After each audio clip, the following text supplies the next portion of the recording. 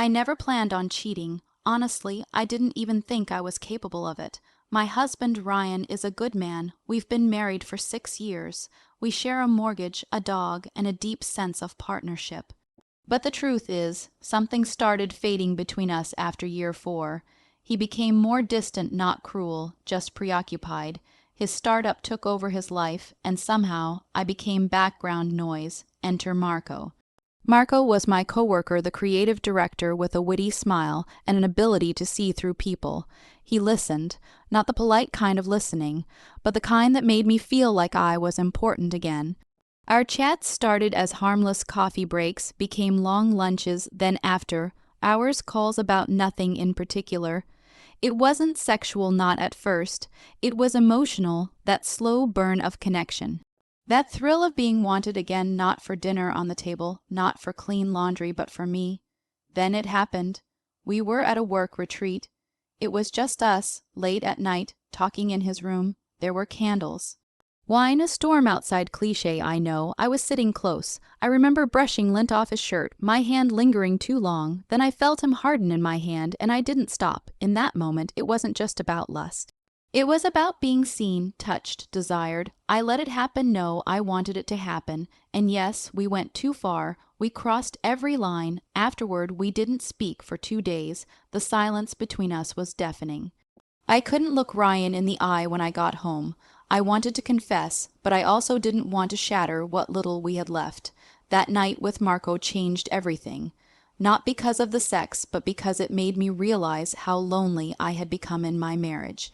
I didn't tell Ryan for months. When I finally did, it wasn't a scream-filled drama. He just looked at me and said, I knew something was off. I just didn't want to believe it. We're in couples therapy now.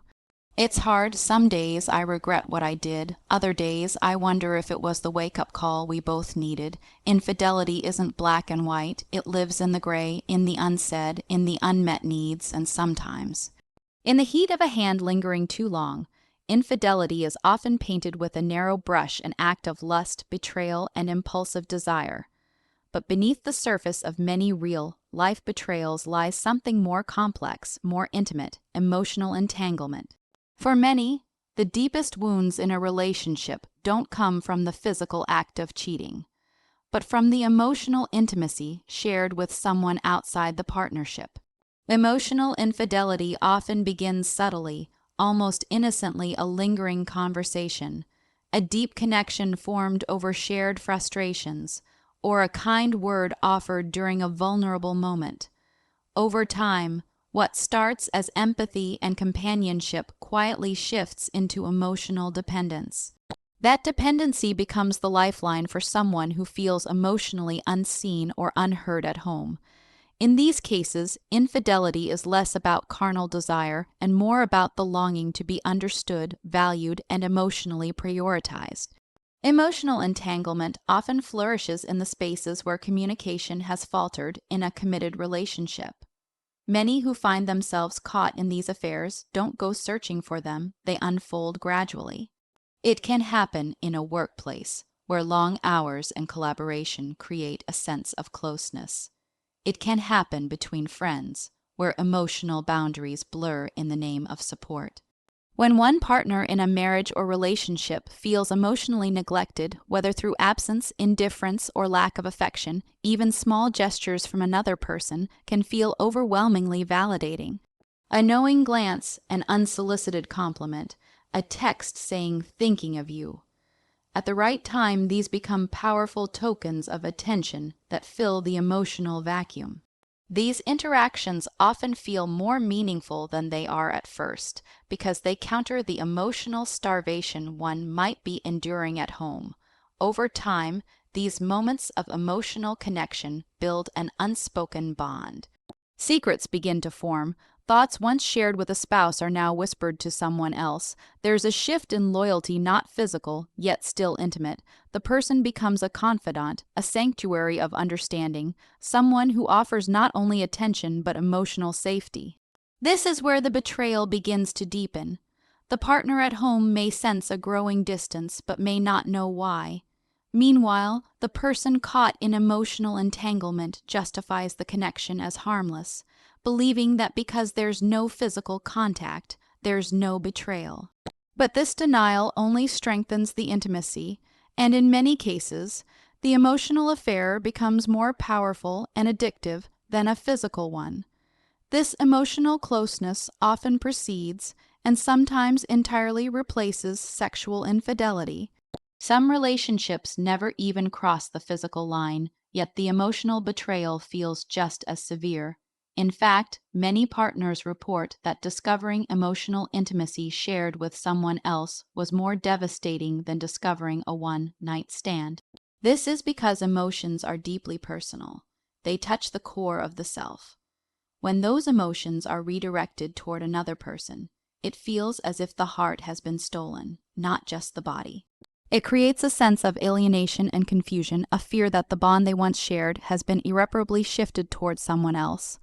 The trust that was once the foundation of the relationship begins to erode silently. Emotional entanglement can also be incredibly difficult to walk away from because it doesn't carry the same guilt at first as physical cheating. The person involved may convince themselves they haven't done anything wrong. They may even see the relationship as a coping mechanism, something that helps them survive the emotional drought of their primary relationship. But over time, that justification becomes a prison. Emotional affairs can lead to confusion, inner conflict, and a growing sense of guilt, especially when one realizes that their connection with this new person is hurting their partner, even if they don't know the full extent of what's happening. In some cases, people don't even realize they're emotionally cheating until it's too late, until they're already emotionally with someone else while still physically in their committed relationship. Emotional infidelity reveals just how fragile our emotional boundaries can be when we're starved for connection. It challenges the notion that cheating is simply a physical act and brings to light how vital emotional intimacy is to the health of a relationship. It serves as a reminder that communication, attentiveness, and emotional vulnerability are not just nice to haves in a relationship, they are essential. Without them, even the most loyal hearts can drift. And often, long before a body follows, the heart has already left. Crossing the line in a relationship rarely begins with one bold, intentional step. More often, it's a slow erosion of boundaries, blurred by emotional vulnerability, unmet needs, and the quiet rationalizations people whisper to themselves. The phrase, "I went too far," doesn't just reflect a moment of physical transgression, it reflects a deeply human experience where guilt, desire, and regret intersect.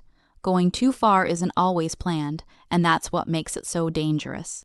It can happen in a moment that feels strangely safe, suspended from reality, a late-night conversation, a shared silence, or a comforting touch that lingers a bit too long. These moments can escalate quickly, and by the time awareness returns, the damage has already begun. In real-life infidelity stories, people often describe this moment as both surreal and inevitable, like watching a version of themselves they don't fully recognize take control. The consequences of going too far are almost never immediate. At first, there's often an intense rush, the thrill of being wanted, the illusion of rediscovered passion, the intoxicating sense of freedom. But that high is always followed by a sobering emotional crash. The weight of what's been done creeps in through silence, avoidance, and shame. Even if the betrayal isn't exposed right away, the cheater carries a burden. It changes how they interact with their partner. Eye contact becomes harder, words become more carefully chosen, touches grow hesitant or guilty. There's a subtle shift in emotional presence, as though the mind has fractured into two parallel realities: the life with the partner and the secret that now lives just beneath the surface. For some, the moment of realization is triggered not by the act itself, but by the immediate emotional fallout. They wake up the next day with a hollow feeling, the kind that no amount of pleasure can erase. They see their partner's face and feel a deep, stabbing remorse, not just for the act, but for how easily it happened. This realization can spark an existential crisis. What kind of person am I? Many struggle with the knowledge that they are no longer who they thought they were, or worse, that they've been suppressing this part of themselves all along. The act of going too far challenges their self-identity, especially if they once held strong moral beliefs about loyalty or emotional integrity. The other side of the equation, the betrayed partner, often describes a different kind of devastation.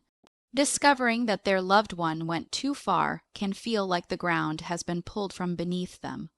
What hurts most isn't always the act itself, but the secrecy, the knowing choice to let it happen, and the emotional intimacy that preceded it. Trust isn't just broken, it's shattered into pieces that don't always fit back together. Even when forgiveness is offered, the relationship enters a new, unfamiliar phase. Every moment is colored by what happened. Every interaction is tinged with questions. Is this real? Is it happening again? Do they still love me, or was that part of them given away? The consequences of going too far aren't only emotional. They are relational, psychological, and even spiritual. Some people lose themselves in the aftermath. Others awaken to parts of themselves they had been denying, parts that crave attention, affection, excitement, or self-worth. Some relationships die quietly after the truth comes out. Others survive, but are never quite the same. And in rare cases, the affair becomes a mirror, forcing both people to confront what their relationship was lacking, and to rebuild it with brutal honesty and new rules. But one truth echoes in almost every story of infidelity. Once the line is crossed, even just once, it changes everything. Not just between two people, but within them.